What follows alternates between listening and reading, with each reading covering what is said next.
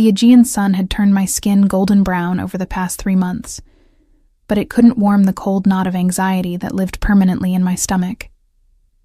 I wiped down the teak loungers surrounding the infinity pool for the 3rd time that morning, my hands moving on autopilot, while my mind churned through numbers that never added up.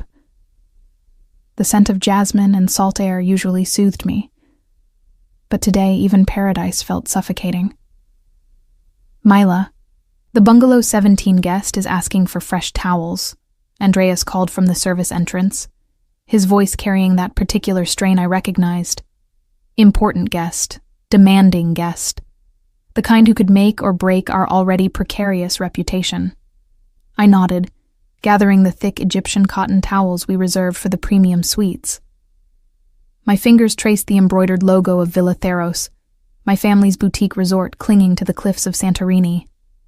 Each thread represented generations of work, of dreams, of sacrifice. Each thread was now threatened by debt collectors, who called my uncle at all hours. The walk to Bungalow 17 took me past the main pool, where I caught my reflection in the blue-tiled water. 24 years old, and I looked like someone playing dress-up in hospitality professional clothes. My white linen shirt and tailored navy pants were spotless, but I knew the designer labels our wealthiest guests wore cost more than our monthly utilities. I'd learned to spot quality from years of serving it to others. The weight of real silk, the hand-stitching on custom shoes, the subtle sheen of platinum versus silver. Bungalow 17 occupied the most private corner of our property, perched on an outcropping with panoramic views of the caldera. The guest had checked in 3 days ago, and I'd noticed him immediately. Hard not to, really. Tall, dark-haired, moving through spaces like he owned them, which, given the nightly rate he was paying, he essentially did for the duration of his stay. I'd caught his eyes on me twice. Once while I was arranging fresh flowers in the main pavilion, bending to adjust a vase of bougainvillea. Once while I was testing the pool chemistry, leaning over the edge with my concentration focused on the pH strips. Both times, when I'd glanced up, his gaze had been direct, unapologetic, intense enough to make my pulse quicken. I'd looked back, let my eyes linger just a fraction too long, smiled with just a hint of challenge. It was harmless, I'd told myself. A small rebellion against the suffocating propriety of my position, the weight of family obligation, the monotony of each identical day in paradise. He was just another bored millionaire on vacation. They came and went like the tide. This one would too. I knocked on the bungalow door, professional smile in place. "Housekeeping with your fresh towels, sir." Silence. Then footsteps, deliberate and unhurried. The door opened, and there he stood, backlit by the brilliant afternoon sun streaming through floor-to-ceiling windows.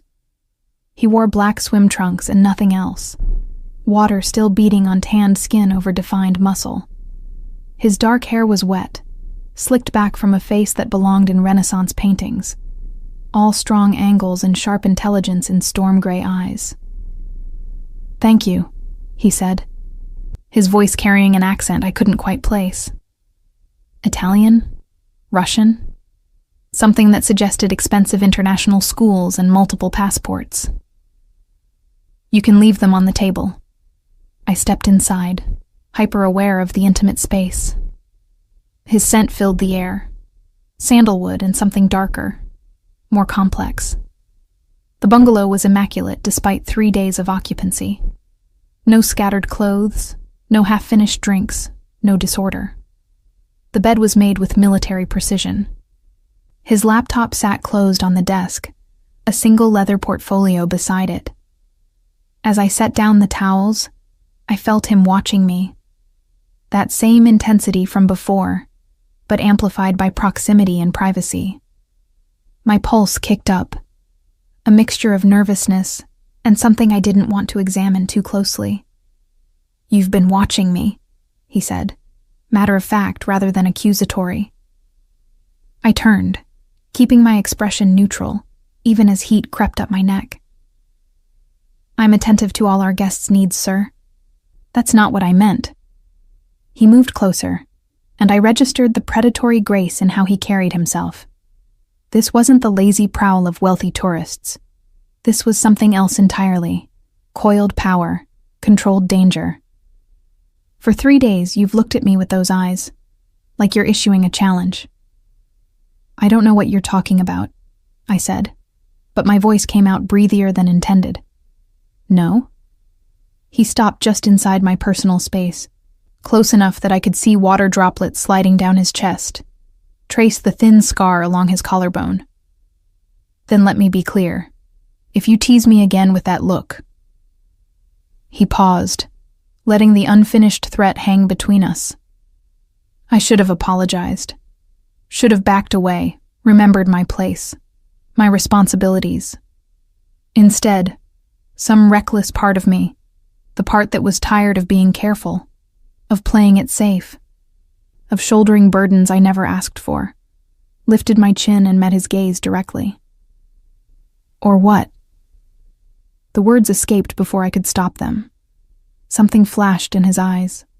Not anger, something more dangerous.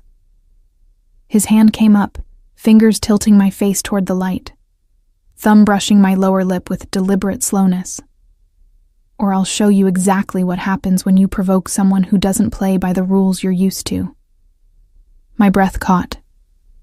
This close, I could see gold flecks in his gray eyes, could feel heat radiating from his skin. Every instinct screamed warning, but I couldn't seem to move, couldn't seem to want to move. What rules are those? I whispered. The ones that say wealthy guests are safe, predictable, harmless. His voice dropped lower, intimate and dark. I'm none of those things, Mila. The sound of my name on his lips sent electricity down my spine. How do you know my name? I make it my business to know things that interest me. His thumb traced my jawline now, a possessive gesture that should have offended me but instead made my knees weak. And you, beautiful girl, playing at being a resort employee when you move through these grounds like you own them, have interested me from the moment I arrived. I do own them, I said, the words tumbling out. My family does. This is Villa Theros. Understanding flickered across his face. Ah, that explains it. Explains what? Why you look at me like you're not quite sure if I'm dangerous or just another entitled tourist. He stepped back slightly, giving me space to breathe. I'm both. And neither. But mostly, I'm someone you shouldn't be alone with when you look at me like that. I should have left. Should have grabbed the empty towel basket and fled to the safety of the service areas, where Andreas and the rest of the staff provided buffer and witness. Instead, I stood my ground, chin still raised, pulse racing with something that felt dangerously like excitement. Maybe I'm not as fragile as you think. His smile was slow, predatory, absolutely devastating. Oh, I don't think you're fragile at all. That's what makes this so interesting. He moved to the window, presenting his back to me, a gesture that somehow felt both dismissive and inviting. But you should know what you're playing with before you continue this game. What game? The one where you tease me with innocent looks and provocative smiles, thinking I'm just another guest who'll admire from a distance and leave a generous tip. He turned back, his expression serious now. I don't admire from a distance, Mila. When I want something, I take it. And I've wanted you since I saw you bending over those flowers, all professional composure hiding fire underneath. My heart hammered against my ribs. This conversation had veered so far from appropriate that I couldn't find the path back to safe territory. I should go. Yes, he agreed. You should. But you won't. He was right. I stood rooted to the spot, every rational thought drowned out by the magnetic pull of his presence.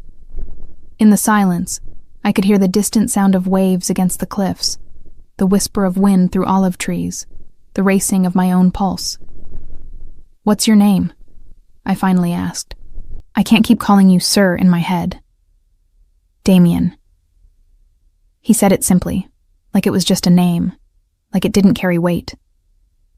And before you ask, no, I'm not here on vacation. Business then? Something like that. His gaze traveled over me, assessing but not objectifying.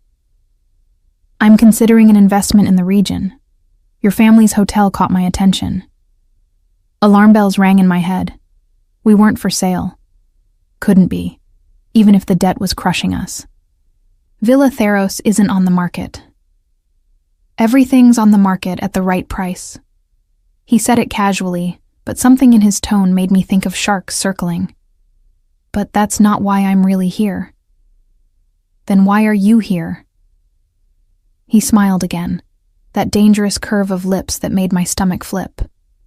I'm hiding from something, someone, an obligation I'm not ready to fulfill. His eyes locked with mine. Tell me, Mila of Villa Theros, what are you hiding from? The question hit too close to home. I was hiding from so many things. Debt collectors, my uncle's growing desperation, my own fear of failure, the weight of 3 generations of family legacy pressing down on my shoulders. But I wasn't about to confess any of that to a stranger, no matter how magnetic his pull. I should really go, I said again, this time managing to take a step toward the door. One more thing. His voice stopped me. Tonight, the private pool behind this bungalow. Midnight. It wasn't a question. I turned back. That's against policy. The pools close at 10. I own the bungalow for the week. The pool is part of it. He moved closer again, but maintained just enough distance to keep things from crossing a line. Come or don't. But if you come, stop pretending you don't know exactly what you're doing when you look at me like that. I left without answering, my hands shaking as I pulled the door closed behind me. The walk back to the main building felt surreal, like moving through water. My mind replayed every word, every gesture, every charged moment in that bungalow. Damien. Even his name felt dangerous on my tongue. I made it to the staff office before reality crashed down. What was I thinking? I was 24 years old with the weight of my family's legacy on my shoulders. We were drowning in debt that my uncle refused to explain, our reputation hanging by a thread, and I was flirting with a mysterious guest who radiated danger like heat. Everything okay with 17? Andreas asked, glancing up from the reservation system. Fine, I managed. Just needed fresh towels. But it wasn't fine. Nothing about this was fine. Because despite every reasonable objection my brain could muster, I knew with absolute certainty that I would be at that private pool at midnight. I spent the rest of the day in a fog of anticipation and dread, going through motions of checking in guests, coordinating with kitchen staff, reviewing the accounts that showed our steady decline into financial catastrophe. The numbers blurred. My uncle Stavros called twice, his voice tight with the strain of secrets he wouldn't share. I avoided his calls, unable to bear another cryptic conversation about temporary setbacks and necessary sacrifices. As sunset painted the caldera in shades of gold and rose, I stood on the terrace overlooking the water and thought about choice. About the difference between the life I was supposed to want, safe, predictable, rooted in tradition and obligation, and the reckless hunger stirring in my chest every time I thought about storm-gray eyes and dangerous smiles. Midnight approached like an inevitability. I changed out of my work clothes into a simple white sundress, telling myself I was just going for a walk. Just clearing my head. The private pool glowed turquoise in the darkness, lit from beneath the water. Damien stood at the far end, still shirtless, looking out over the black expanse of sea and sky.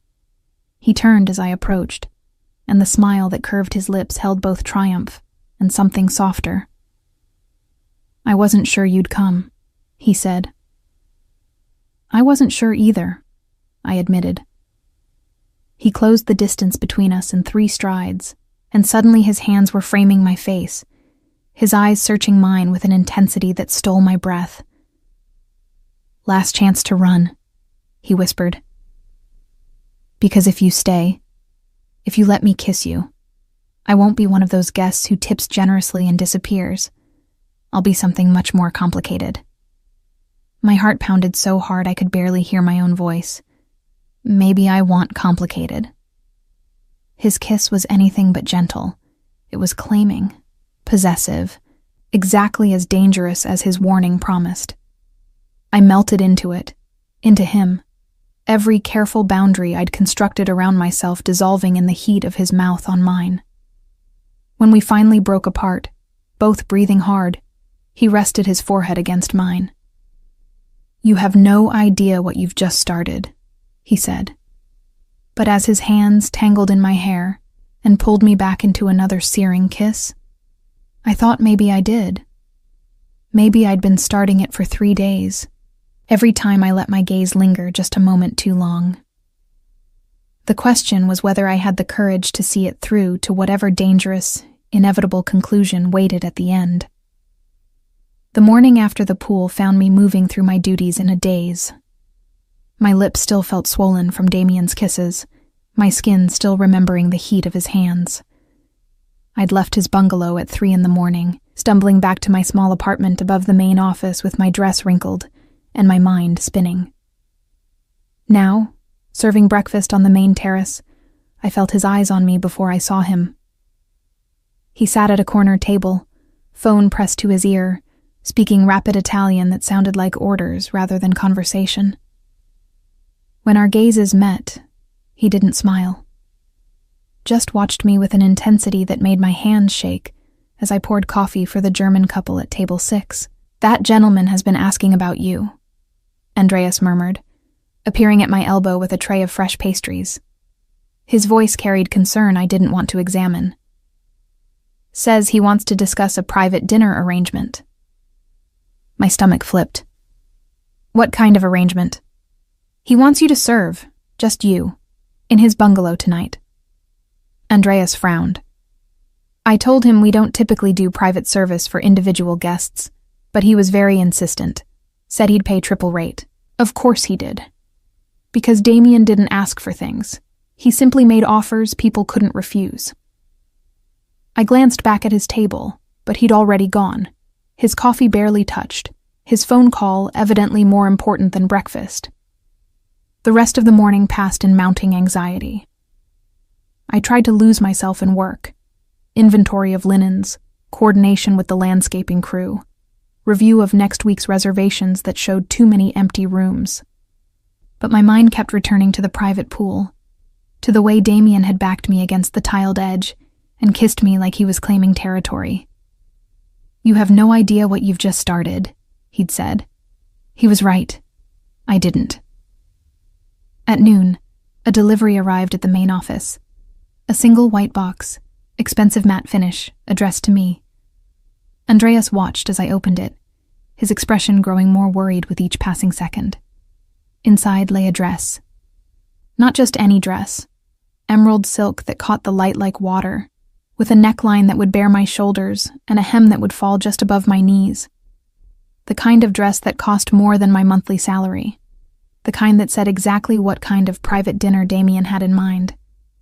A card rested on top, heavy stock with a single line in bold handwriting. "Wear this tonight. 8 p.m. D." "Mila," Andreas started, his voice careful. "You don't have to do this. Whatever he's offering, it's not worth—" "It's fine." I cut him off, closing the box before he could see my hands trembling. "He's a guest. A very generous guest. It would be rude to refuse." But we both knew it had nothing to do with politeness and everything to do with the heat that had flared between us last night. Everything to do with the way Damien had looked at me like I was the only thing in the world worth seeing. I spent the afternoon trying to focus, failing miserably. Every task felt mechanical, my thoughts constantly drifting to tonight, to what wearing that dress meant, to what I was agreeing to by accepting it. At 7, I locked myself in my apartment bathroom and stared at my reflection. The girl looking back seemed younger than 24, her dark eyes too wide, her olive skin flushed with anticipation and fear in equal measure. I thought about my parents, gone 6 years now in a car accident that had left me and Uncle Stavros to run Villa Theros. They'd built this place with dreams of legacy, of family, of something lasting. What would they think of me now, preparing to have dinner with a dangerous stranger who made my pulse race and my common sense evaporate? The dress fit perfectly. Of course it did. Damien struck me as someone who paid attention to details, who noticed things others missed. I left my hair down in dark waves over bare shoulders, applied minimal makeup, slipped on simple sandals. Looking at myself in the full-length mirror, I barely recognized the woman staring back, sophisticated, elegant, far removed from the resort employee in her sensible work clothes. The walk to Bungalow 17 felt longer than usual, each step an opportunity to turn back. But I didn't. I couldn't. Some magnetic force pulled me forward, made retreat impossible. Damien opened the door before I could knock, and the look that crossed his face when he saw me made my breath catch. Pure masculine appreciation, dark and unmistakable. "Beautiful," he said simply, stepping aside to let me enter. The bungalow had been transformed. Candles flickered on every surface, their warm light softening the modern lines of the space. The dining table overlooked the private pool and the caldera beyond, set for two with crystal and silver that definitely didn't come from our resort's inventory. Soft music played from hidden speakers, something classical I didn't recognize. "This seems like a lot of trouble for a simple dinner," I managed, my voice steadier than I felt. "Nothing about you is simple, Mila." He moved to pour wine, something red and undoubtedly expensive. "And I wanted you in an environment where we could talk, really talk, without you running away every time I get too close to something real." "I don't run away." His smile was knowing. "You've been running your whole life. From grief, from responsibility, from anything that might crack that careful control you maintain." He handed me the wine, his fingers brushing mine deliberately. "I recognize it because I do the same thing." I took a sip, the wine rich and complex on my tongue. "You don't know anything about me." "I know more than you think." He gestured to the table, and we sat. "I know Villa Theros has been in your family for 3 generations. I know your parents died when you were 18, leaving you and your uncle to keep it running. I know you're drowning in debt that doesn't make sense given your occupancy rates and revenue." Ice slid down my spine. "How do you know that?" "Because I had you investigated." He said it calmly, like it was the most natural thing in the world. "The moment you walked away from my bungalow yesterday with that defiant look in your eyes, I needed to know who you were. What you were." Anger flared, hot and sharp. "You had no right. I had every right." His voice hardened slightly. "I told you I don't play by the rules you're used to, Mila. I'm a cautious man. When I want something, I learn everything about it first. I'm not a thing to be acquired." "No, you're not." His gaze held mine, unflinching. "You're a woman carrying weight that isn't yours to carry alone. And I'm someone who might be able to help with that weight. If you let me." The food arrived then. Room service I recognized as coming from the resort's premium menu. Dishes I'd helped plan but rarely tasted. Damien must have ordered hours ago, planned this entire evening down to the last detail. We ate in tense silence for several minutes, the clink of silverware loud in the charged space between us. Finally, I set down my fork. "What do you want from me?" "Honesty, to start." He leaned back, wine glass balanced in long fingers. "Tell me about the debt. Tell me why a property as successful as Villa Theros is on the verge of foreclosure." "We're not," I started, then stopped. Because we were. The calls my uncle received, the hushed conversations, the way he'd started drinking more, sleeping less. All signs of a crisis he refused to explain. I don't know the details. My uncle handles the finances. Your uncle is being blackmailed. Damien said it flatly, watching my reaction. Someone has leverage over him. Something from his past. Perhaps. Something he's willing to destroy his family's legacy to keep hidden. The room tilted. That's impossible. Stavros would never. Stavros is human, and humans do desperate things when threatened with exposure. Damien set down his glass. I can help you. I can make whatever's holding him disappear. But I need something from you in return. There it was, the transaction I'd sensed from the beginning. Nothing was free, especially not from men like Damien. What? 6 months? I need you to be my fiancé for 6 months. I stared at him, certain I'd misheard. Your what? My family. He paused, choosing words carefully. My family has certain expectations. Traditional expectations about marriage, about alliances. They've arranged something I have no intention of honoring, but I need time to extract myself without causing a war. A war. I repeated the word slowly. What kind of family has wars over marriages? His smile was cold, the kind you don't want to know about. The kind that makes your uncle's blackmailer look like an amateur. He stood, moving to the window, his profile sharp against the dark sea beyond. I need someone who can play the part. Someone intelligent, beautiful, from a respectable family. Someone who has as much to lose as I do if this arrangement fails. My mind raced, trying to process. This is insane. You don't even know me. I know enough. You're loyal, resourceful, protective of what's yours. You don't fold under pressure. He turned back to face me. And there's chemistry between us that can't be faked. My family will believe it because it's real. Nothing about this is real, I protested, but my voice wavered. Because the attraction was real. The electricity crackling between us every time we were in the same room was real. Isn't it? He moved closer, crowding into my space deliberately. Tell me you don't think about last night. Tell me you didn't feel something shift when I kissed you. I couldn't. We both knew I couldn't. 6 months, he continued, his voice dropping to that intimate register that made my knees weak. You play my devoted fiancé, attend some events, meet my family, convince them this is legitimate. In exchange, I clear your debt, protect your uncle from whoever's threatening him, and ensure Villa Thero stays in your family for generations to come. It sounded too good to be true, which meant it absolutely was. And after 6 months?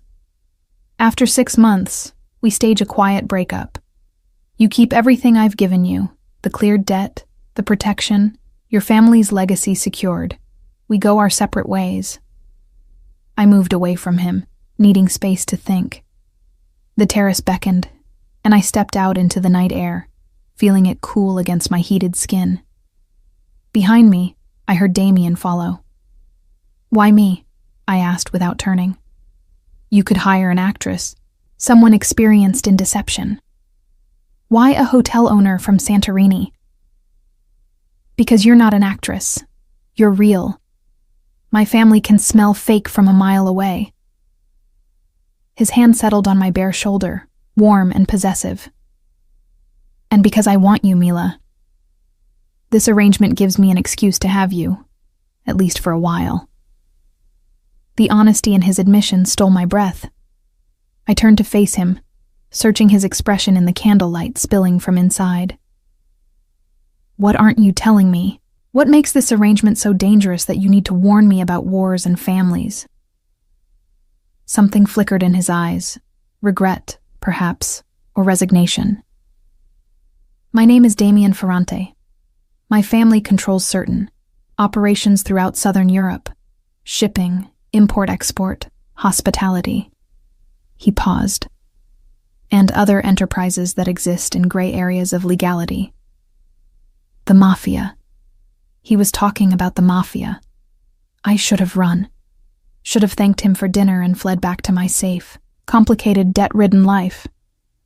Instead, I heard myself ask, and the arranged marriage? Joins two families, creates an alliance that strengthens both. His jaw tightened. The woman they've chosen is perfectly suitable. From the right background, raised to be a Mafia wife. She'll give me the appropriate image, the correct heirs, the strategic advantage my father wants. But you don't want her. I don't want to be another piece moved around a chessboard. His hands framed my face, thumbs stroking my cheekbones with devastating gentleness. I want to make my own choices. For once in my life, I want something that's mine because I chose it, not because it was expected or arranged. I understood that feeling more than I wanted to admit. My entire life had been shaped by expectation, taking over Villa Theros, maintaining family legacy, sacrificing personal dreams for collective responsibility. If I say yes, I started carefully. What would it involve, specifically? You'd move to my estate in Italy. We'd announce our engagement publicly. You'd attend family events at my side, play the role of devoted fiancé. He released my face but caught my hands instead. You'd share my bed. My pulse jumped. That wasn't part of the deal you outlined. It's a necessary part. My family will expect it. We'd need to maintain the appearance of a genuine relationship. His thumb traced circles on my wrist, right over my racing pulse. But I'm not a monster, Mila. I won't force you into anything you don't want. If you need time, I want you. I cut him off, the admission escaping before I could cage it. That's what terrifies me. I've known you 3 days, and I want you more than I've wanted anything. His smile was triumphant and tender at once. Then say yes. Let me solve your problems while you solve mine. 6 months. That's all I'm asking. And if I develop real feelings? If this becomes more than an arrangement? Then we'll deal with it when the time comes. He pulled me closer, until our bodies were flush, until I could feel his heart beating as fast as mine. But right now, all I need is your answer. I thought about Villa Theros crumbling under debt, about my uncle's haunted expression, about 3 generations of family legacy disappearing because I was too proud or too scared to accept help. And I thought about the heat between Damien and me, about the way he looked at me like I was worth fighting for. 6 months, I whispered. I'll do it. His kiss was answer and celebration, claiming and promise. When he lifted me into his arms and carried me toward the bedroom, I didn't protest, didn't run, didn't do any of the sensible things I should have done. Instead, I surrendered to the dangerous game I'd started 3 days ago, with provocative glances and teasing smiles. Surrendered to Damien Ferrante, and whatever consequences would follow. The morning sun streaming through unfamiliar windows woke me. For a disorienting moment, I didn't recognize the room. Too large, too luxurious, with views of the caldera that were somehow different from the ones I'd known my entire life. Then memory crashed back. Damien, the proposal, my acceptance, and everything that had followed. I turned to find his side of the bed empty, but still warm. The sound of water running indicated he was in the shower. I sat up, pulling the sheet around myself, my mind finally catching up to what I'd agreed to last night. 6 months as Damien Ferrante's fake fiancé. 6 months living in Italy with a man connected to organized crime. 6 months pretending to be in love while trying not to actually fall. The bathroom door opened, releasing a cloud of steam. Damien emerged with a towel wrapped around his hips, water still beating on his chest and shoulders. Seeing him in full daylight was different from last night's candlelit intensity. No less devastating, but somehow more real. "Good morning," he said, his voice carrying warmth that seemed at odds with the calculating businessman who'd outlined our arrangement. "I ordered breakfast. Should arrive in 20 minutes.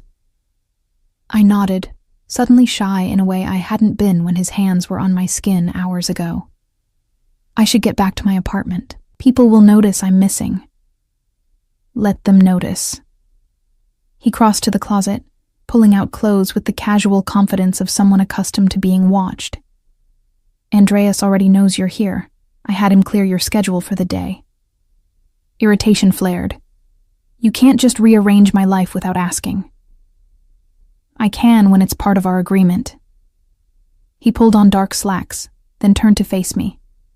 We need to establish some ground rules, Mila.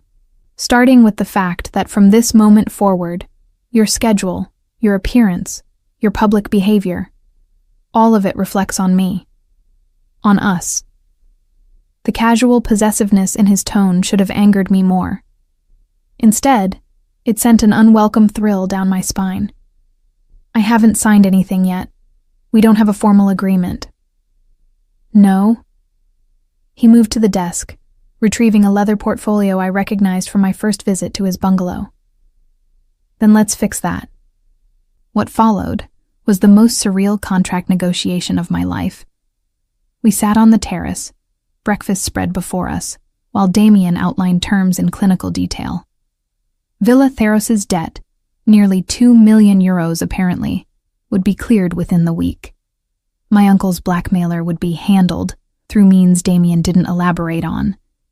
In exchange, I would relocate to his estate outside Florence, maintain the appearance of a committed relationship, and accompany him to all necessary family and social functions. What about Villa Theros? I asked, scanning the typed pages he'd produced. I can't just abandon it. You won't.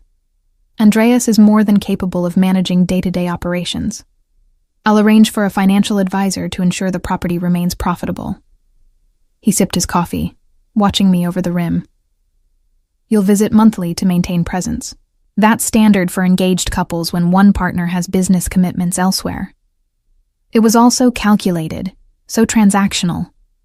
Yet beneath the business-like negotiation, I felt the pull of last night's passion, the memory of his hands and mouth making promises his words carefully avoided.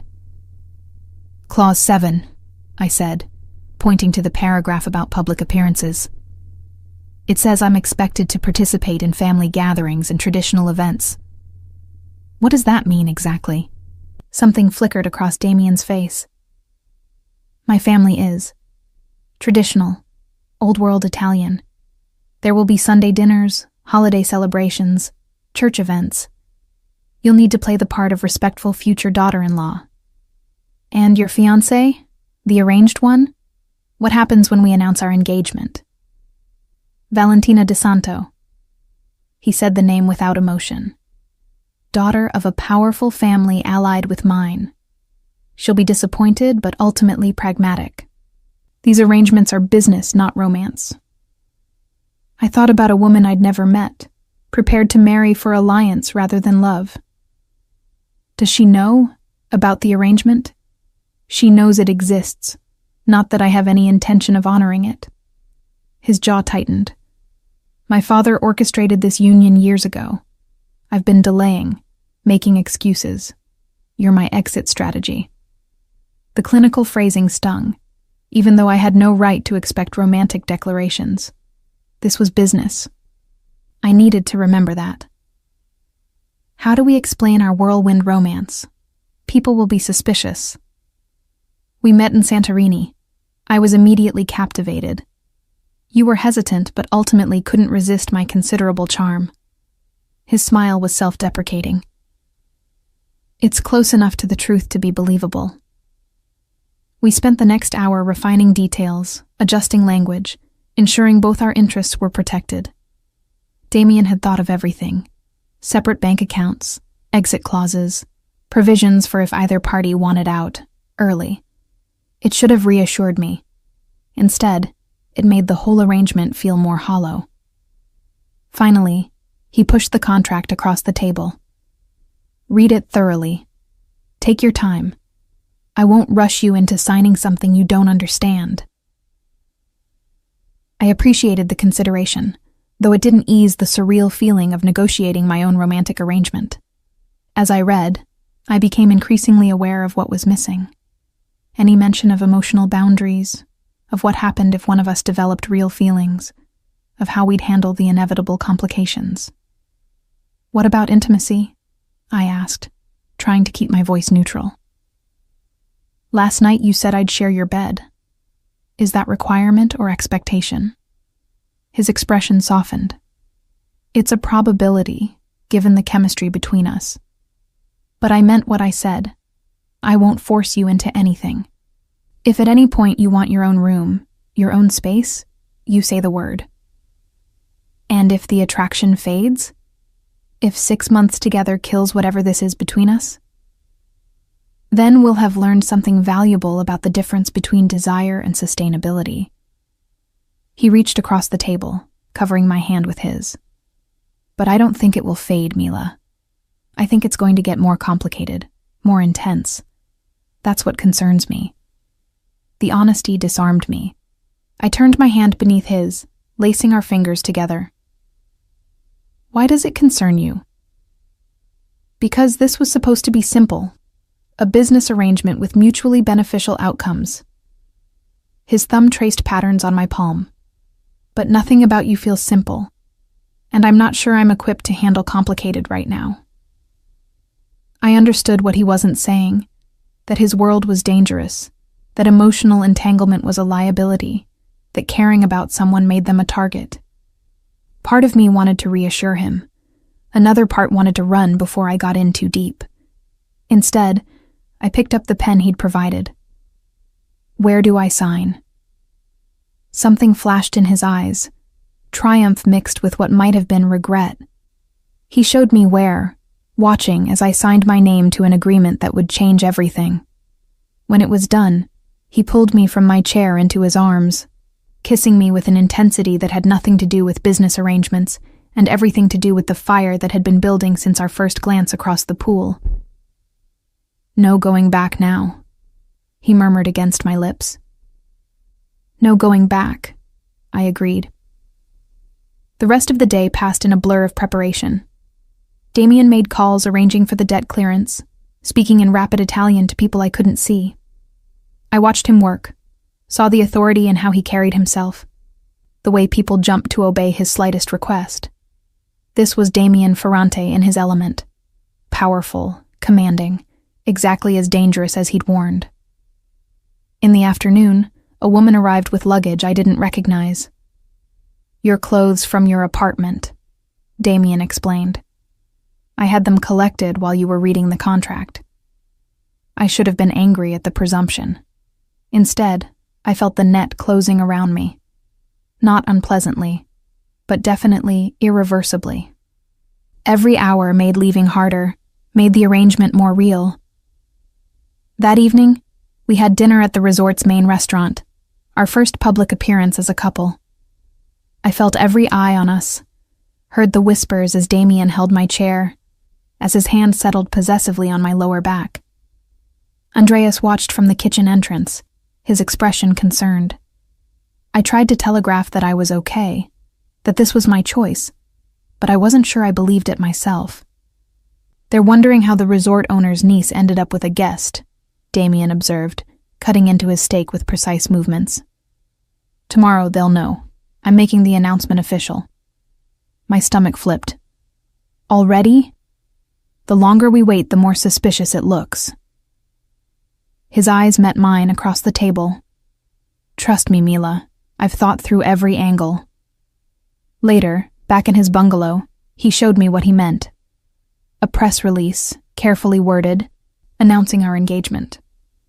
Photos he'd apparently had taken of us during dinner. Candid shots that somehow made us look genuinely enamored. "When did you arrange this?"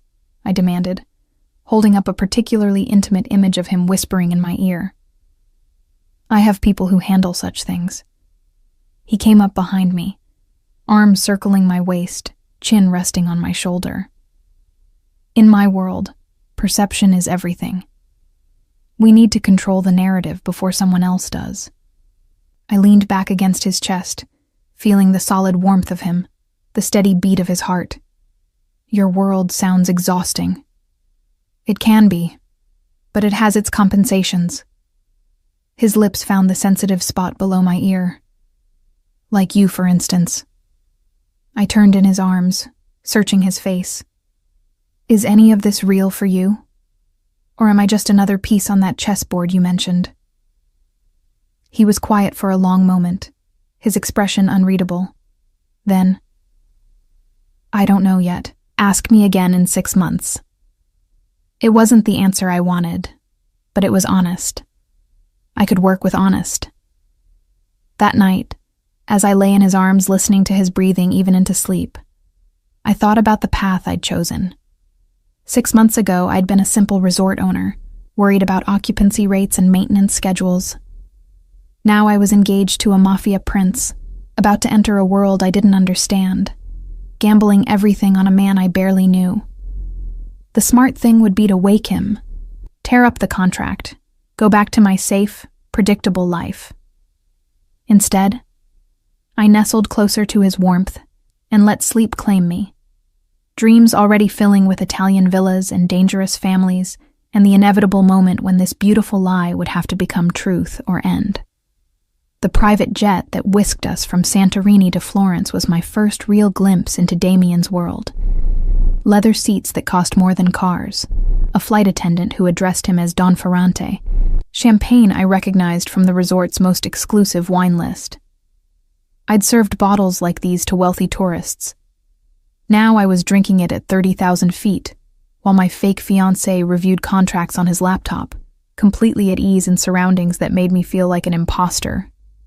Stop fidgeting, Damien said, without looking up from his screen. You look perfect. I glanced down at the ivory dress he'd had delivered that morning. Designer, tailored to fit as though made for me. Which it probably had been. Everything Damien did seemed to involve that level of precise planning. I'm not fidgeting. I'm processing. Now he did look up, a slight smile playing at his lips. Processing what? That 48 hours ago I was serving breakfast to tourists. Now I'm flying to Italy to pretend to be engaged to a man whose family name makes people nervous. I took another sip of champagne, needing the fortification.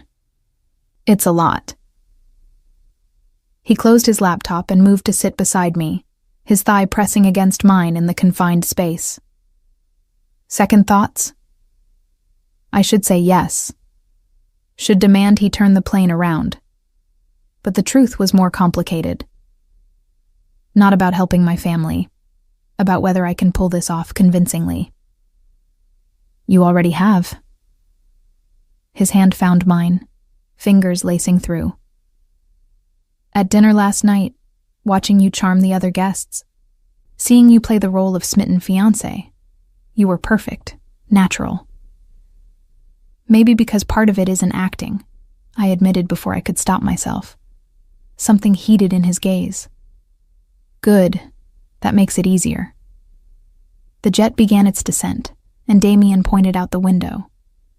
Below, Tuscany spread like a painting, rolling hills, cypress trees, terracotta roofs glowing in late afternoon sun. And there, perched on a hilltop, a massive stone villa that looked like it had witnessed centuries. Home, he said simply. Home. The word felt foreign applied to something so grand. Villa Theros was beautiful, but this was different. Old money, old power, the kind of legacy that crushed people who weren't strong enough to bear its weight. A car waited on the private airstrip, another sleek, expensive thing with windows tinted dark enough to hide secrets. The driver greeted Damien in Italian, then helped load our luggage. I caught fragments of their conversation, enough to understand they were discussing security, arrivals, preparations. What are they preparing for? I asked as we settled into the back seat. You. Damien's smile was wry. My family wants to meet the woman who captured me so completely I derailed a carefully arranged alliance. They're curious. Curious or hostile? Both, probably. My father doesn't like surprises. My mother will reserve judgment until she decides whether you're suitable. His hand found my knee, steady and reassuring. Just be yourself, the version you were last night. Confident, charming, clearly devoted to me. The drive up to the villa was deliberately slow, giving me time to absorb the grounds. Formal gardens, marble fountains, statuary that belonged in museums. Staff appeared as we approached, moving with practiced efficiency to handle luggage. Open doors generally demonstrate that this household ran like a well-oiled machine. And then there were the guards, discreet but unmistakable, positioned at strategic points, their jackets tailored to conceal weapons I knew were there. This wasn't just a home, it was a fortress. "Damien!" A woman appeared in the massive doorway, early 50s, elegant in the way Italian women seem to manage effortlessly, her sharp eyes assessing me in seconds. "Finally. We were beginning to think you'd invented this mysterious fiancé." "Mama." Damien kissed both her cheeks, then drew me forward. "This is Mila Theros. Mila, my mother, Francesca Ferrante." I extended my hand, but Francesca pulled me into an embrace instead, kissing both my cheeks in the European manner. Up close, I caught her scent, expensive perfume, subtle and classic. Her eyes, when she pulled back, were intelligent and probing. "So you're the girl who has my son breaking contracts and defying his father." Her English was perfect, barely accented. "You must be extraordinary." I started, but Damien's hand at my lower back stopped me. "She is," he said firmly. "Shall we go inside?" The drive was long. The interior of the villa was everything I'd expected and more. Frescoed ceilings, antique furniture, art that probably required its own insurance policy. Francesca led us through rooms that felt more like museum galleries than living spaces, finally arriving at a formal sitting room where a man waited. Salvatore Ferrante.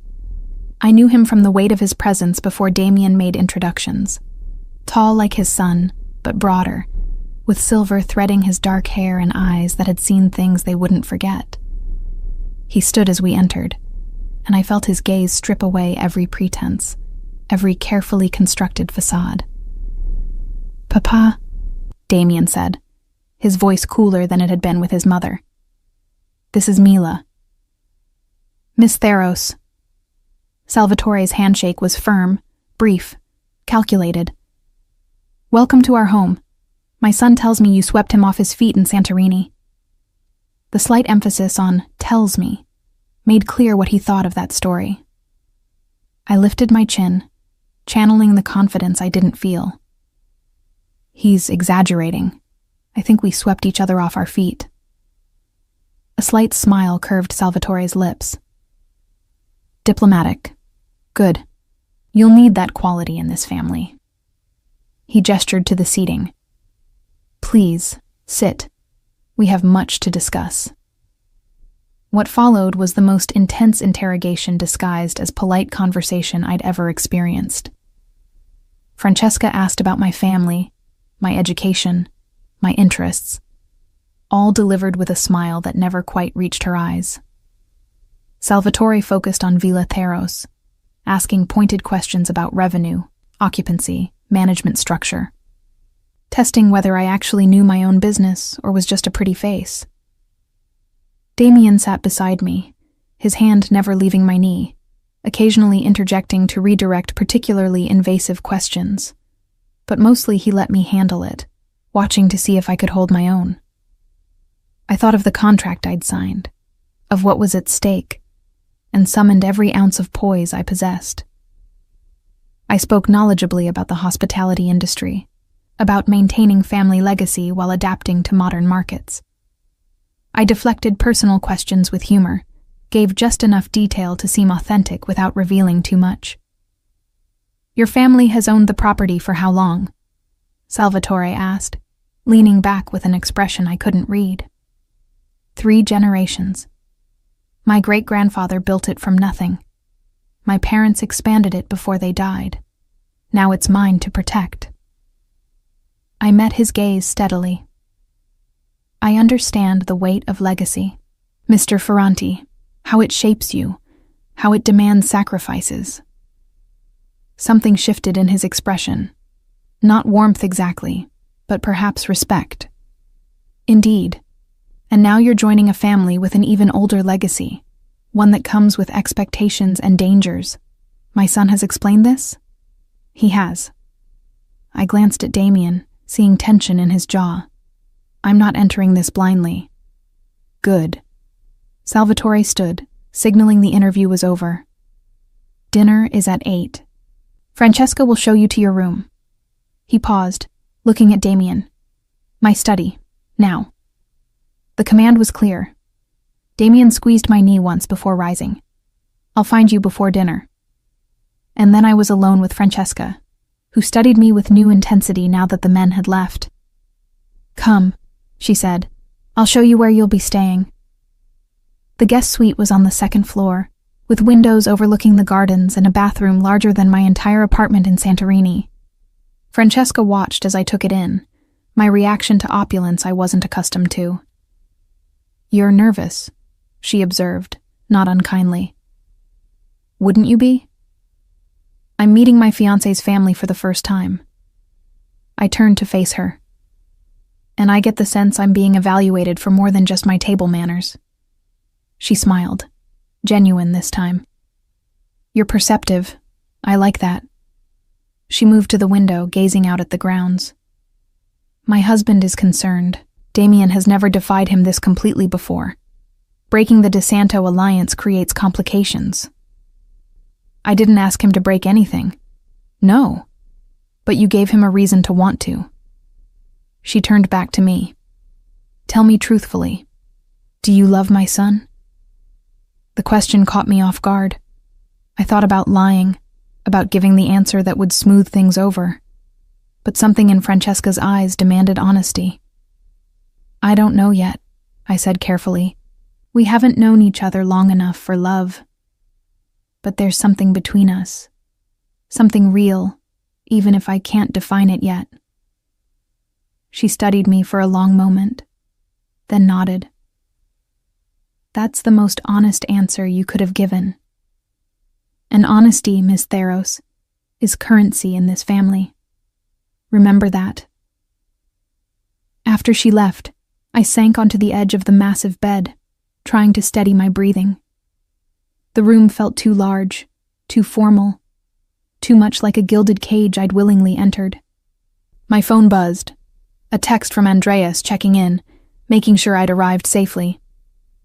I responded briefly, not trusting myself to say more. Damien found me an hour later, entering without knocking, his expression tight. That went better than expected. Did it? Your father looked like he wanted to run a background check. He probably already has. Damien crossed to the window, tension radiating from his shoulders. But you handled yourself well. My mother likes you, which is crucial. My father. He's reserving judgment. I moved to stand beside him, our reflections ghostly in the darkening glass. What did he say in the study? That I'm making a mistake. That personal desire has no place in family strategy. That the DeSanto alliance represents decades of careful planning I'm destroying for a woman I barely know. His jaw clenched. The usual. And what did you say? He turned to face me, his expression fierce. That some things are worth the risk. That I'm building my own legacy, not just maintaining his. That you... He stopped, seeming to reconsider. That this decision is mine to make.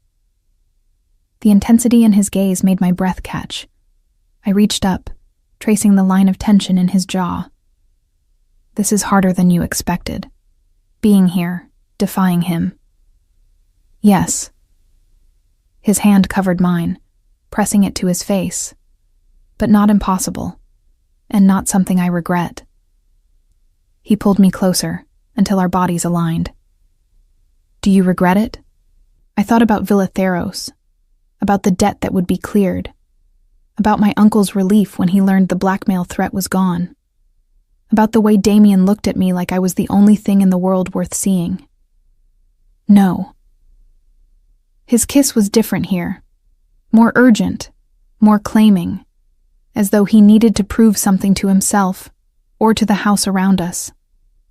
I melted into it, into him, letting the heat between us chase away doubts and fears.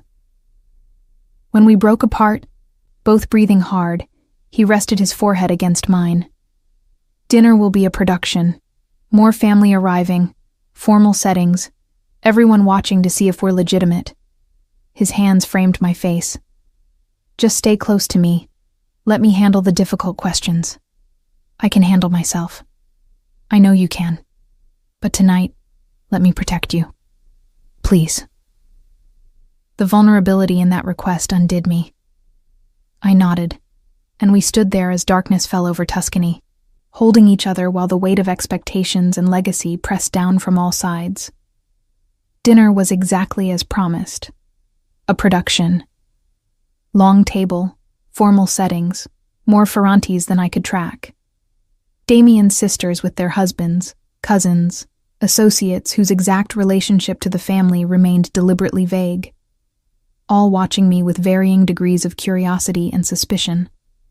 I sat at Damien's right hand, his fingers occasionally finding mine beneath the table, steadying me through courses of food I was too nervous to fully taste. Conversation flowed in Italian, sometimes translated for my benefit, sometimes left deliberately opaque. I caught references to business deals, territory disputes, names mentioned with respect or contempt. "So tell us," one of Damien's cousins said, switching to English mid-conversation. "How exactly did you capture our Damien's attention? He's usually so focused on business." All eyes turned to me. Damien's hand tightened on mine, but I smiled, channeling every performance skill I'd developed working hospitality. "I think he captured mine first," I said smoothly. "He has this way of looking at you like you're the only person in the room. Hard to resist." Laughter around the table, knowing and warm. Francesca smiled approvingly. Even Salvatore's expression softened slightly. The evening stretched on, each course bringing new scrutiny, new tests I hadn't known I'd be taking. But gradually, I felt some tension ease. I wasn't accepted, not fully, but I wasn't rejected either. Later, back in my suite, I found Damien waiting. He'd loosened his tie, shed his jacket, and stood by the window looking out at stars I could barely see through light pollution from the villa. "You were perfect tonight," he said without turning. I was terrified. It didn't show. Now he did turn, and the look on his face made my heart stutter. "You fit, Mila, in ways I didn't expect, ways that make this more complicated." I crossed to him, drawn by invisible threads I couldn't name. Complicated how? Because this was supposed to be an arrangement, temporary, convenient. His hands settled on my hips, pulling me against him. "But nothing about wanting you feels temporary." "We have 6 months," I reminded him, even as my body betrayed me, molding to his. "That's what we agreed." 6 months, he repeated, his lips finding my neck. "Ask me again in 6 months if this still feels like an arrangement." I meant to protest, meant to maintain some distance, some protection against the inevitable heartbreak when our contract expired. But then his mouth found mine, and all my carefully constructed defenses crumbled like sandcastles against the tide. 3 weeks at the Ferrante Villa taught me more about Damien's world than any contract could have outlined. I learned that shipping interests meant controlling Mediterranean ports through a complex network of legitimate businesses fronting illegal operations. That import-export involved items that never appeared on official manifests.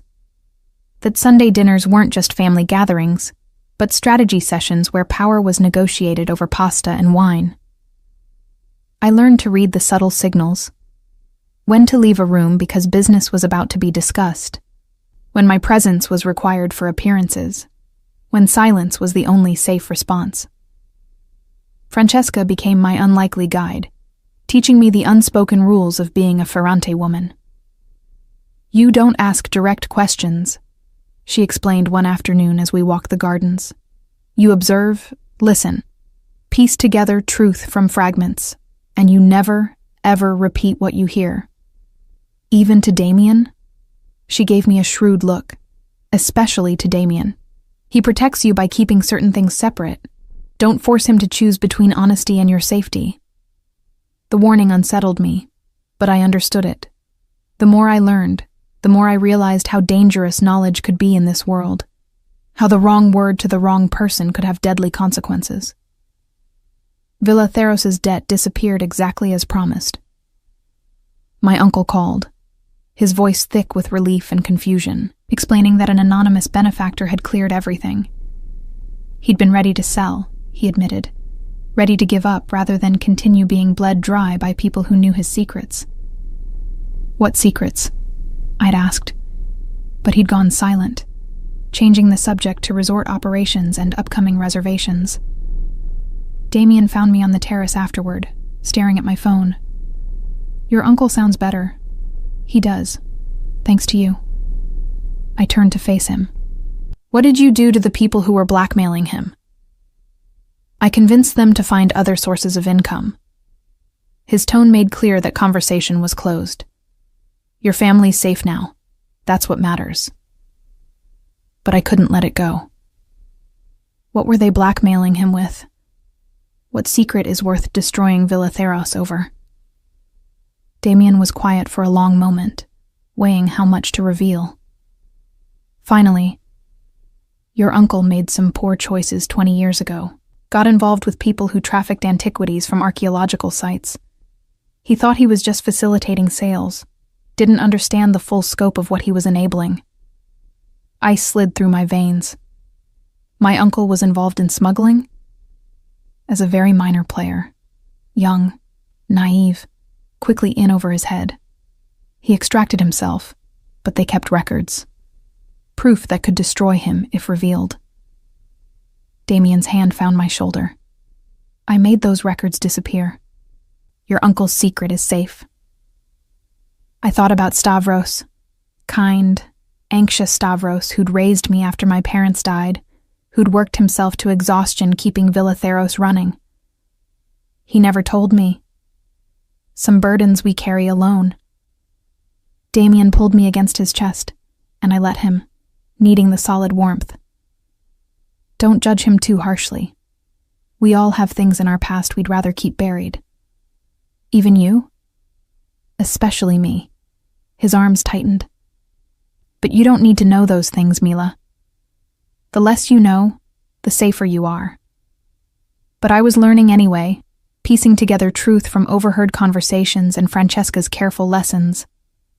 I learned that Damien had taken control of family operations at 25 after his older brother died in circumstances no one would discuss, that Salvatore still technically headed the family but increasingly deferred to Damien's judgment, that the arranged marriage to Valentina De Santo was meant to heal a rift between families, a rift Damien's brother's death had created. You never told me that, I said one night as we lay tangled in his sheets, the villa quiet around us. That marrying Valentina was about making peace after your brother died. He went still. Who told you that? I pieced it together, from things people said, didn't say. I propped myself on one elbow, studying his profile in the darkness. Your brother was killed by the De Santos? Possibly, probably. We could never prove it. His voice was flat, emotionless in the way that meant he was feeling too much. Marco was reckless, arrogant, made enemies unnecessarily. When he died in a car accident that wasn't quite an accident, the De Santos were the obvious suspects. So, the arranged marriage was my father's way of ensuring we didn't go to war. Strategic alliance instead of blood feud. He turned to face me, his eyes dark in the dim light. I was supposed to marry the daughter of the family that probably killed my brother. That's the world I come from, Mila. That's what you've gotten yourself into. I should have been horrified, should have recognized the danger, the moral bankruptcy of a world where marriage was currency and murder went unpunished. Instead, I felt overwhelming sadness for the boy Damien must have been. 25 years old, grieving his brother, forced to assume control and make impossible choices. "I'm sorry," I whispered, kissing his jaw, his cheek, his mouth. "I'm sorry that was asked of you." His response was fierce, claiming, pulling me beneath him with an urgency that had nothing to do with desire and everything to do with needing to forget. I gave him that oblivion, that brief escape from legacy and duty and impossible choices. Afterward, as our breathing steadied and reality crept back, he traced patterns on my bare shoulder. "Valentina's father requested a meeting. Tomorrow. He wants to understand why I'm breaking our arrangement." Tension coiled in my stomach. "Is that dangerous?" "Potentially. He's angry, feels disrespected." Damien's voice was thoughtful. "I need you there. Need him to see that this isn't a casual decision, that you're worth breaking alliances over." "What if I'm not?" The question escaped before I could stop it. "What if 6 months from now, when this arrangement ends, you regret choosing me over peace with the DeSantos?" He rolled to face me fully, his expression fierce. "You really think this is still just an arrangement? Isn't it? We signed a contract. 6 months, then we're done." That contract was insurance, a way to give us both an exit if this didn't work. His hand cradled my face with devastating tenderness. "But it's working, Mila. Better than I expected, better than I deserve, and I'm starting to think 6 months won't be nearly enough." My heart stuttered. "Damien. I know. Too soon, too fast, too complicated. But I can't keep pretending this is temporary when everything in me wants to make it permanent." His thumb traced my lower lip. "Can you honestly say you don't feel the same?" I couldn't. We both knew I couldn't. What had started as a business arrangement had transformed into something real, something terrifying in its intensity. I was falling for Damien Ferrante, not the Mafia prince, but the man beneath. The one who held me at night, who listened when I talked about Villa Theros, who looked at me like I was worth fighting for.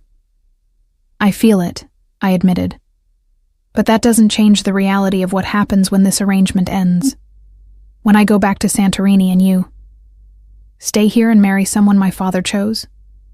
He shook his head. "That's not happening. Not anymore. You've ruined me for convenient alliances, Mila Theros." The meeting with Antonio DeSanto took place in a private room at an exclusive restaurant in Florence. Damien brought me, along with his father and 2 bodyguards who waited discreetly near the entrance. I wore another designer dress, this one deep burgundy, with Damien's hand possessive at my lower back as we entered. DeSanto was older than Salvatore, with silver hair and eyes like chips of ice. His daughter Valentina sat beside him, beautiful in a practiced way, her expression carefully neutral as she assessed me. The woman I'd displaced without ever meeting. "Damien." DeSanto's greeting was formal, cold. "And this must be the reason for your sudden change of heart." "Mila Theros," Damien introduced me, his voice carrying an edge of warning. "My fiancé." I extended my hand, which DeSanto took briefly, perfunctorily. Valentina didn't offer hers at all, just continued her silent assessment. We sat, ordered food no one would eat, engaged in the elaborate dance of polite conversation, masking hostility. DeSanto asked questions designed to expose me as unsuitable, about my family, my business, my understanding of what marrying a Ferrante entailed. "I understand enough," I said when he pressed particularly hard. "I understand that power comes with costs. That family means sacrifice. That the world Damien inhabits is dangerous." I met his gaze steadily. "But I also understand that some things are worth the risk."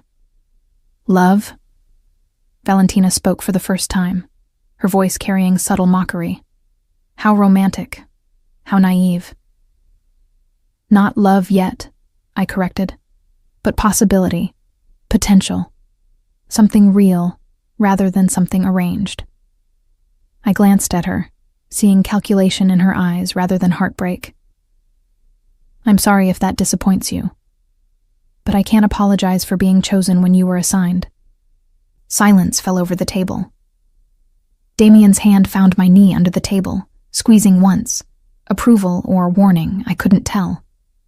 Salvatore looked almost amused. DeSanto's expression had gone carefully blank. You have spirit, he finally said. I'll give you that. But spirit doesn't protect you from consequences, Miss Theros. Breaking alliances creates enemies. I'm aware. I kept my voice steady, despite the threat underlying his words. But I'm here anyway. That should tell you something about my commitment. What followed was tense negotiation between Salvatore and DeSanto, with Damien occasionally interjecting about how to handle the broken arrangement.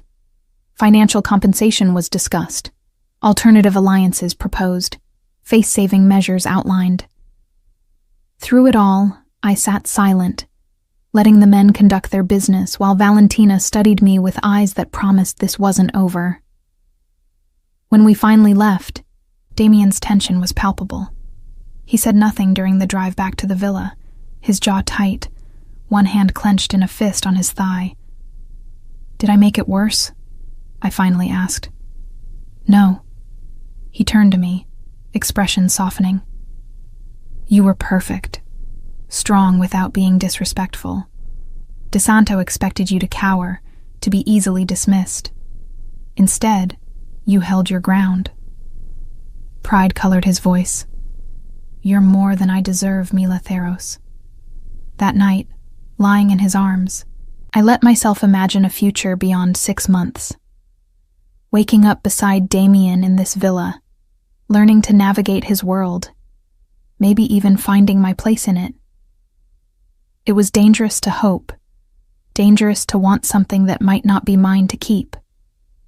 But I was learning that in Damien's world, danger was currency, and I was willing to pay the price.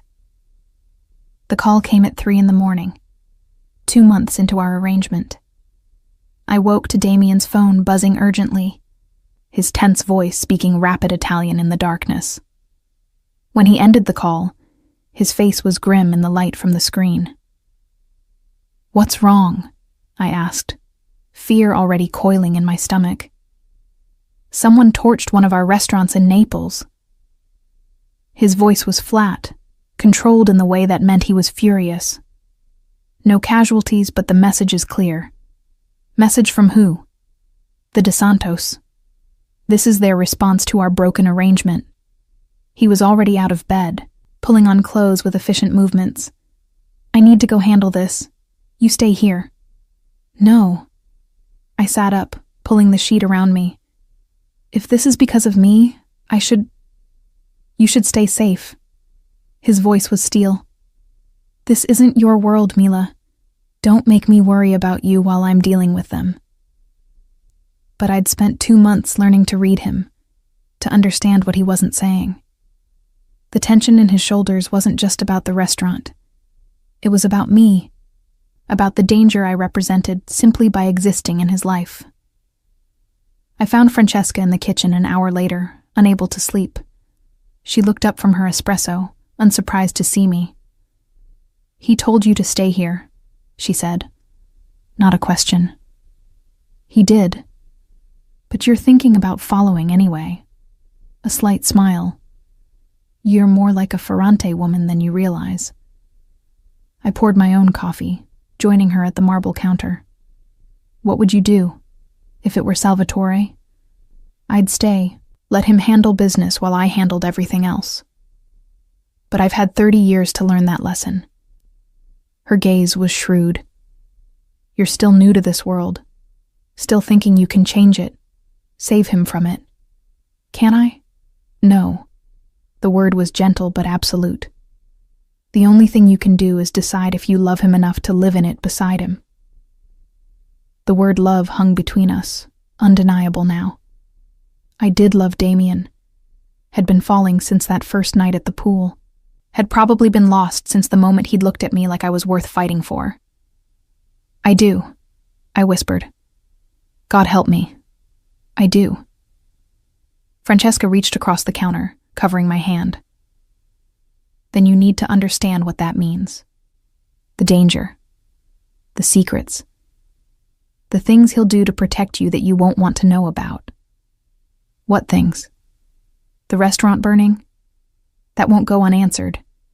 Someone will pay. Maybe with their business, maybe with more. Her eyes were serious. This is who we are, Mila. This is what we do. Can you live with that? I thought about Villa Theros, about the legitimate business I'd been raised in, about the clean lines between right and wrong I'd always believed in. Then I thought about Damien's hands on my skin, his voice saying my name like a prayer, the way he looked at me when he thought I wasn't watching, like I was precious and dangerous at once. Yes, I said. I can. 2 days later, news broke that a DeSanto warehouse had suffered accidental damage from a gas leak. No injuries, but significant financial loss. Damien returned home that evening, exhaustion etched in every line of his body. I met him at the door, and he pulled me into his arms without a word, just holding me like I was the only solid thing in a chaotic world. I felt him breathe me in, felt some of his tension ease. Come on, I said softly. I'll run you a bath. Later, as he soaked in the enormous tub, I perched on the edge and listened as he talked about things he probably shouldn't tell me. The negotiations with DeSanto, the careful escalation designed to send messages without starting a war, the delicate balance between showing strength and avoiding mutually destructive conflict. This is what our life would be, he said, catching my hand and pressing it to his lips. Constant maneuvering, constant threats. Is that really what you want? I want you. I leaned forward, kissing him softly. The rest, I'll learn to handle. Something shifted in his expression, relief mixed with determination. The 6 months are almost up. We should talk about what happens after. My heart stuttered. What do you want to happen? I want to tear up that contract. I want to make this real, not an arrangement, but a real engagement leading to a real marriage. His voice dropped. I want you to be mine, Mila. Not temporarily, not conditionally. Mine. I should have hesitated, should have considered carefully, rationally. Instead, I found myself nodding, tears spilling down my cheeks. Yes, I want that too. He pulled me into the tub, dress and all, kissing me with a desperation that spoke of fear and relief, and promises he'd make good on. We made love surrounded by water and candlelight, sealing our choice with bodies and breath, and words neither of us could take back. The next morning, Damien called his father and DeSanto to a formal meeting. I insisted on attending, despite his objections. This concerns me too, I argued. I should be there. It could be dangerous. If DeSanto decides to make a statement, then I'll be right beside you when he does. I lifted my chin, using the stubbornness he claimed to find both frustrating and endearing. We're partners now, real partners. That means I don't hide while you handle the dangerous parts. His smile was equal parts proud and exasperated. You're going to make my life very complicated, aren't you? Count on it. The meeting took place in neutral territory, a lawyer's office in Rome. DeSanto arrived with Valentina and 2 bodyguards. We brought Salvatore and our own security. The room crackled with tension as everyone took their seats. I assume this is about your ongoing campaign of property damage, DeSanto said without preamble. I prefer to think of it as evening the score. Damien's voice was cool. You burned my restaurant. I responded proportionally. Because I lost a bride, DeSanto shot back. A carefully negotiated alliance you discarded for... His gaze flicked to me dismissively. For whatever this is. This, Damien said, his hand finding mine on the table, is my choice, my future, and I'm here to make it official. He produced a document, a formal dissolution of the arranged marriage contract, with financial compensation far exceeding what was owed. DeSanto read it slowly, his expression unreadable. You're buying your way out, he observed. I'm settling our obligation honorably, protecting both families from further conflict. Damien's voice was steady. I know what this alliance meant. I know what it cost to arrange. This compensation reflects that. Salvatore leaned forward. We're also proposing an alternative arrangement, a trade agreement that benefits both our operations without requiring a marriage alliance. Economics over biology. What followed was complex negotiation I only partially followed. Shipping routes, port access, percentage splits on various ventures. Gradually, I saw DeSanto's resistance soften. The money helped, but the alternative alliance was what sealed it. Finally, after hours of discussion, DeSanto signed the dissolution papers. You're making a mistake, he said to Damien. Choosing passion over strategy never ends well. Perhaps. Damien's thumb stroked my hand. But some mistakes are worth making. As we left the building, relief made me lightheaded. It was done. The arrangement was dissolved, the DeSantos compensated, peace maintained, and Damien and I were free to build something real. 6 months after our arrangement began, we stood on the terrace of the Ferrante villa and burned the contract. Damien held the papers over a metal bowl while I struck the match, watching as our carefully negotiated terms went up in flames. No going back now, he said, echoing his words from that first night. No going back, I agreed. He pulled a ring from his pocket, not the one from our fake engagement, but something new. A sapphire surrounded by diamonds, the blue exactly matching the Aegean waters where we'd met. Mila Theros, will you marry me? Not because of a contract, not to solve my problems, but because I love you, and I want to spend my life making you as happy as you've made me. Yes. The word came easily now, no hesitation, no doubt. Yes, I'll marry you. Our wedding took place a year later, back in Santorini at Villa Theros. Damien had invested in expanding the property, turning it into a luxury boutique resort that was now the crown jewel of a small Mediterranean hotel empire we owned together. My family legacy secured, combined with his resources and vision. The ceremony was small, just family and close friends. Francesca cried, Salvatore smiled, and my uncle Stavros walked me down the aisle with tears of joy and relief. The DeSantos sent a perfunctory gift, acknowledgement that peace had been maintained. As Damien and I exchanged vows overlooking the caldera, I thought about that first night when I'd teased him with provocative looks, thinking he was just another wealthy tourist. How wrong I'd been, how right it had turned out to be. I love you, he whispered as he slid the ring on my finger. My fierce, stubborn, perfect wife. I love you too, I whispered back. My dangerous, protective, impossible husband. The celebration lasted into the night, dancing and laughter and champagne flowing freely. But my favorite moment came later, when Damien and I slipped away to the private pool where it had all begun. Remember this place? He asked, pulling me into the water fully clothed, just like that first night. How could I forget? I wrapped my legs around his waist, letting him hold me suspended in the warm water. This is where you warned me about provoking you. And you did it anyway. His smile was wicked and tender at once. Best decision I never wanted you to make. We stayed there until dawn, making promises and plans and love in the place where our story began. No longer an arrangement, no longer temporary. Just us, real, permanent, and worth every risk we'd taken to get here.